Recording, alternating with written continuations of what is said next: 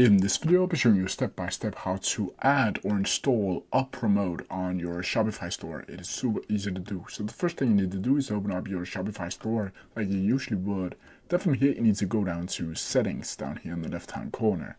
Then from here, you need to go over to apps and sales channels and go up to Shopify App Store. Once you are inside the Shopify App Store, you need to go up to the search bar up here and click UpPromote, like so, affiliate marketing. And then the best match should be UpPromote affiliate marketing, and you need to click on that.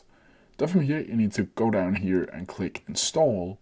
It should be in your own specific language, but it is the same process. Then from here, it should be looking something like this. And from here, you can add the view personal data or view and edit store data if you want to do that. Then from here, you simply need to click install. And then it will take a couple seconds for UpPromote to install. Then from here, it should be looking something like this with the onboarding. And here you can get started.